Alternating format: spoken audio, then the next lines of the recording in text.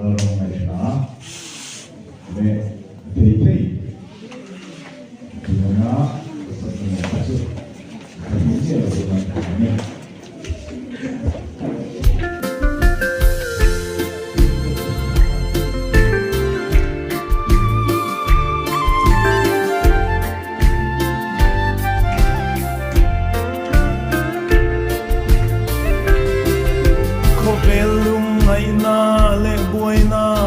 ram hi song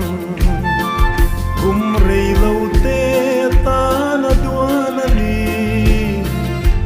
avul lai ni rei don si lo pa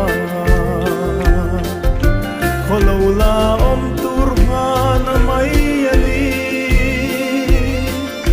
ring ni dam chung hun le ni te hi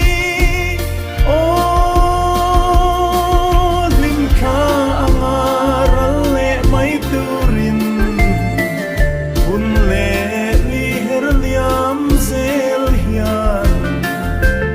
tiang kol rona herliam pui mai don sin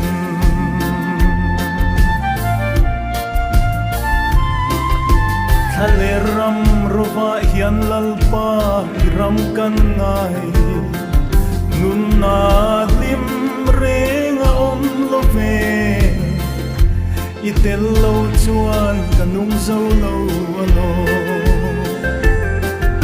om khwa harin tlai ni le na har ka ngai nun ting i dai lim nuaya o min lo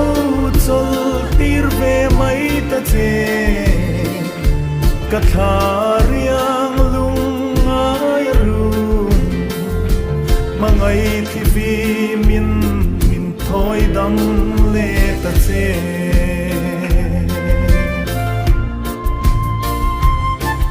mana shwai tu ro pui mau si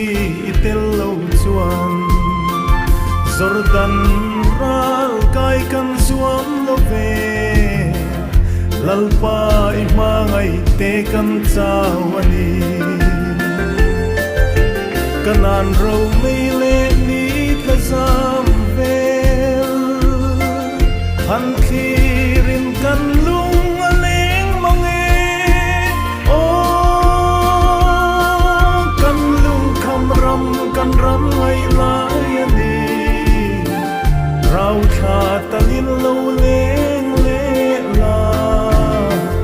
min shuai kayang che ram tiam kanan ram moi chu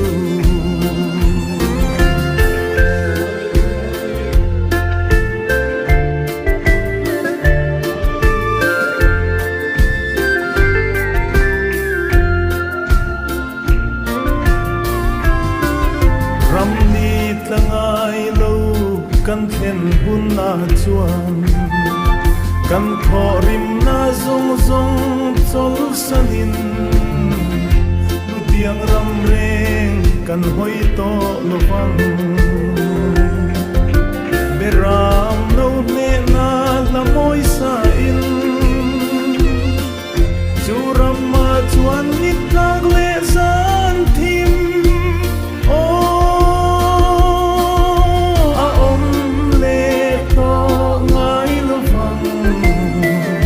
kan mi lung tu kal masate ne chen na bia thu reng reng kan soi to lo wang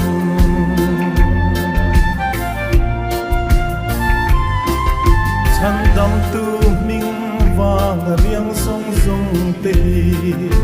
kho vela hian kan cham rei to e kan hong to mai do nelal me na sing nun boy na ram hi kan ning to e local to mai ro nam tin nal ro pui o ima ngai te min shuai turin kan lo mua kang che van bo ruwa ka eden sual diap lei an che dong tiếng son tu rim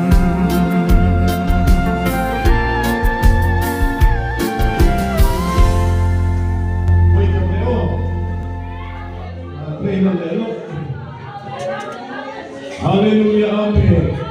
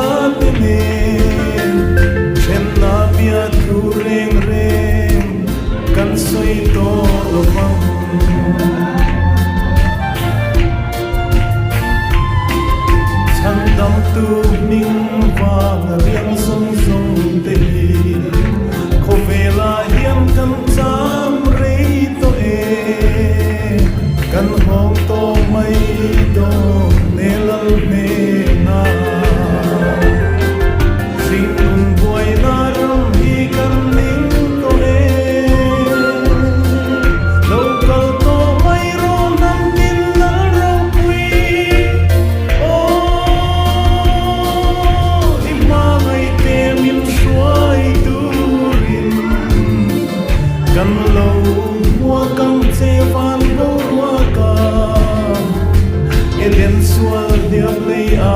dom tiang son tu rin